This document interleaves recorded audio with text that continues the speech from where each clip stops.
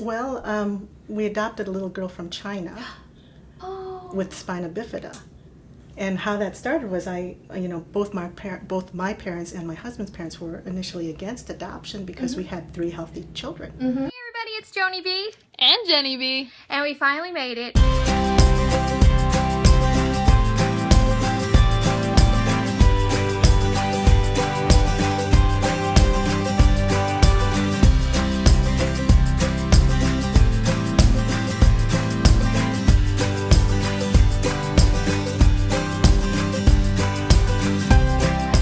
To JB Square on a Positive Note show. We are so glad to have you. Tell us a little bit about you, because you are also in the media industry but also an editor. So give us a little bit of your story. Well, I was a nurse. My parents were immigrants, and I told them I wanted to be a writer, and they said, that's good, but why don't you get a degree that you can get a job in and make regular money? And so I became a nurse, and I've always wanted to do writing or be in the publishing industry. And when I had my 3rd child, I decided that I would stay home for a while. And I wanted to go into, to look for some sort of venue to get in. I didn't even know where to start. Mm-hmm. And I had written a few pieces and halfway through a book. And I decided to talk to a friend, and the friend said, well, why don't you go to a writers' conference? And so I researched writers' conferences, mm-hmm. and I ended up here at Right to Publish in 2008. Wow. Under a Cease Murphy scholarship. And I got full room and board, and it changed my life. It was here that I met my future boss, who in 2 years from that point decided to open up her new publishing company and asked me to be an editor for her. And I did that for several years. And then it was also here that I met my present boss, and Lighthouse Publishing of the Carolinas. Mm-hmm. And it was 2 years from this conference at Right to Publish that I was hired for Lighthouse Publishing. I am the editorial director for General Fiction, mm-hmm. and I'm the managing editor for Brimstone Fiction, which is the speculative fiction arm for Lighthouse Publishing. And I am, as a managing editor, we oversee the book from acquisition mm-hmm. all the way to publication and beyond. Okay. So I'm here at the conference interviewing authors, mm-hmm. looking for work for either fiction or speculative fiction. Okay. And what do you look for? And first of all, is Lighthouse secular or is it Christian? Okay. Lighthouse Publishing of the Carolinas is Christian. Okay. However, Brimstone Fiction is considered general market. Okay.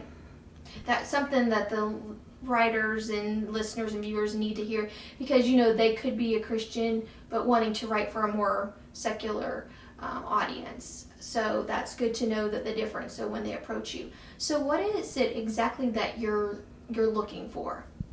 We're looking for fresh voices, a good, compelling story, a compelling author's voice. I can fix almost anything when it comes to editing. Voice is very hard for me to fix. Mm-hmm. And so if you have that voice as an author, I would be very much willing to talk to you and to look at your work. Wow. Well, set up an interview with me here at the conference, because we only go with authors, or consider authors who we've met at conferences, and we go to several a year. Mm-hmm. And so if you've met one of us personally in an interview, then you can submit to us, or if you have an agent that we know, you can submit to us. And again, you're not just here at Right to Publish at Wheaton College. That's where we're housed this week. You go other places. Yes. So is it all over the United States that you go? Yes. We've gone to Colorado, Philadelphia, all the major conferences, Orlando, So we've been Okay. to different conferences. So no matter where they are, they can get to a conference, and more than Yes. likely you'll be there. Yes, or a representative from our Okay. publishing house. So can they go to the website and see where you guys are going to be? Yes, it should be on the website, lighthousepublishingofthecarolinas.com. There's also brimstonefiction.com. And then I also have a personal website for professional, Okay. RowenaKuo.com. Okay.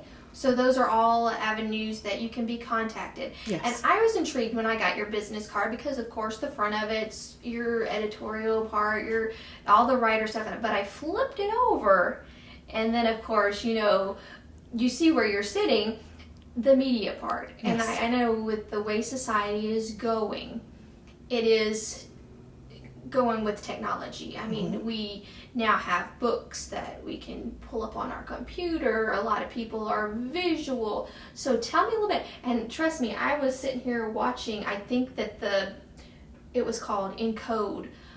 I was sitting here just drawn in, sitting here on this couch, just watching it. So tell us a little bit now about this. I've always been interested in filmmaking also. And the thing about filmmaking is that it's so expensive. It takes maybe millions of dollars to do a 2-hour film. So then I decided to go for maybe shorts.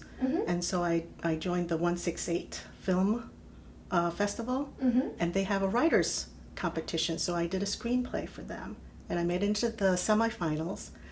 And then the following year, I applied to be a development executive, which is someone who helps screenwriters develop their piece during their annual contest, which is called the 168 Rite of Passage. And you have 168 hours, so a week, to write a 10-minute screenplay. No pressure. And so, no pressure. And so I had 6 writers under me, and I had to develop the best one. And every time that I've done that, I've managed to take a writer to the top 10 of the competition. So usually 3rd place. That's exciting, but Yes. I mean, if you're not even looking at a contest, what experience that you're getting and the exposure that you're getting. Now, is that company Christian, or is it also Yes. okay? 168 is a Christian organization. Awesome. And last year, this past summer, one of my writers produced his screenplay into a movie, and it won Best Rite of Passage Spotlight Film. Wow. Yes. And now, what is the name of that one? That's the Stuck. Stuck. Okay. By Aaron I Camp. saw that too, and I was just like, wow. I was amazed. So, where can they go if they're more on the screenplay? But I think a screenplay, I'm learning this, that to be a screenplay writer, you need to have a little background in writing. You think? Well, the best thing I would say is to start with the contests. Look up contests and just join and just get experience. Go to the film festivals Okay. and meet people. Start networking. Go to my website. There's also LPC Media Group, which is the division of Lighthouse Publishing, LPC Lighthouse Productions of the Carolinas Media Group, and we'll be doing films as well. We just completed a short film for the World Federation for Mental Health to introduce their new symbol for dignity in mental health, and that's on worlddignityproject.com. Oh, wow. And there's a short film on there that Awesome. we participated in. Well, it depends on how many characters, how many locations, how are you going to be using special effects. I mean, if you cut it down to 3 characters and 1 scene, you can shoot a whole movie, and it will be not that much money, maybe $5,000. Tell me. Well, LPC Media Group, what my goal for that division is it's collaborative, meaning that it's a talent exchange. So if you offer your services, then we offer our services of somebody else willing to offer their services. So it's kind of like a co-op of independent filmmaking. The costs are less if we each have a piece of the pie. In putting forth the film, then the whole production is owned by everybody in the production.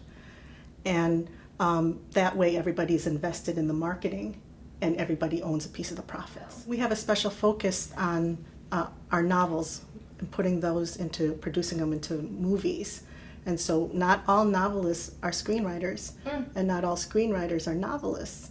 And so what we'd like to do is hire, or at least get into our production, our media group, writers of both genres, to be able to help each other to develop a novel into a screenplay. And then we would look to fund that screenplay and produce it into a movie. Awesome. And I mean, again, it's learning because, again, whoever it is that has the strength, the other one learns from it. Yes. But I love that. It's almost like the new thing that we've been seeing in social media and around, that pay forward kind of thing. You know, like, oh, we'll do something and then you take it on and you. So I love this idea.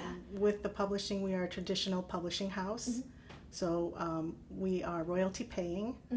A person that we would contract with, we would take care of the editing, the cover, the interior design. We just asked help with the marketing.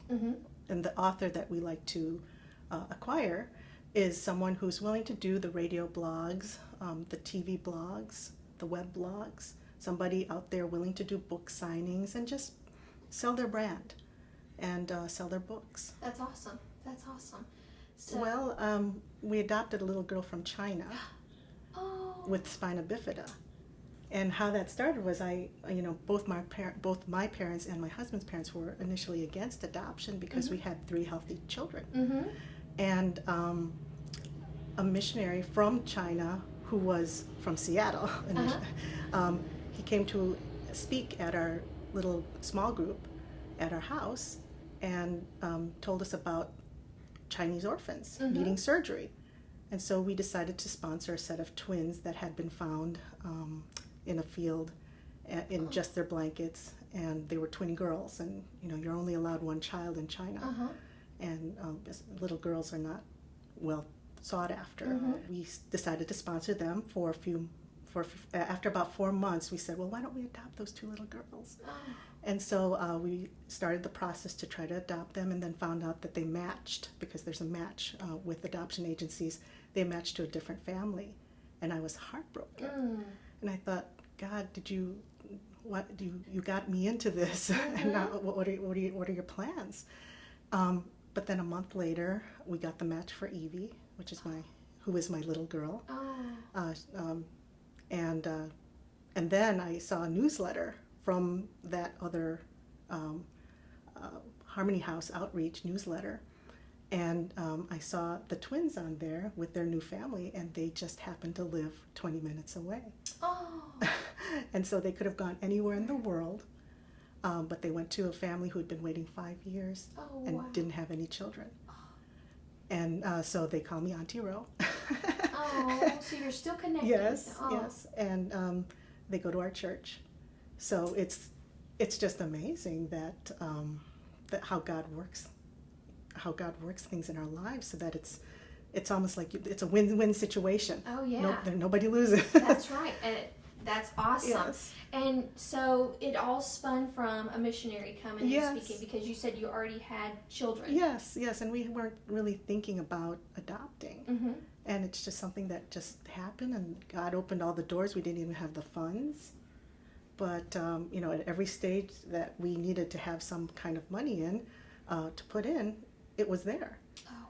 Even to the point where we were about to fly and we had no funds, and then all of a sudden our basement flooded, and we thought, oh no, this is awful.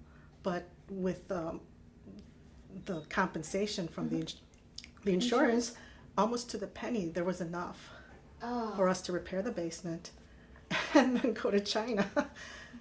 Yes, wow. Almost to the penny. Well, they stay at home. My older kids are 16, 13, and 10. Okay. So they're pretty independent, and they help out with Evie. And Evie thinks she's the oldest. Yes. So she basically runs the house. Awesome. That's, what? She can take care of the other 3. That's it. Well, what an amazing thing. And if somebody is interested, maybe they're listening and your story compels them about adoption, Tell us how somebody could get connected with that part. Well, there's CCAI, Chinese Children's Adoption International, and they don't just go to China, they go all over the world. And there's also harmonyoutreach.org. And those are the two organizations that we worked with. And there's also Bao Bei. I don't know their actual, but they're Bao Bei Foundation, and they were the ones who did the surgery for Evie when she was just born. She had been found under a bridge in the middle of winter, which in the part of China where she was born, it's like Chicago in winter. Oh. And so I just imagine that she had been crying, or else I don't know how anybody could have found her. But they took her to Shanghai. They airlifted her to Shanghai because she's born with a hole in her back about this big. Oh. And they just all they can do for spina bifida is kind of cover it up and hope for the best. Evie doesn't walk on her own, but she can with therapy, and now she can walk with a brace, a full brace, and a walker. Oh, God is so good. Yes. I mean, He knew at that moment that she was your little girl. Yes. Because you had already opened your heart. So He knew. And that's amazing. That's amazing. So as we're wrapping up, you have shared so many great things. Now, your new love, your little princess, that's amazing.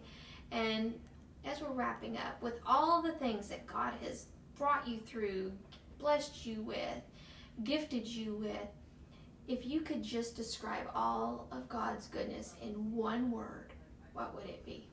Grace. He's just given me so much grace.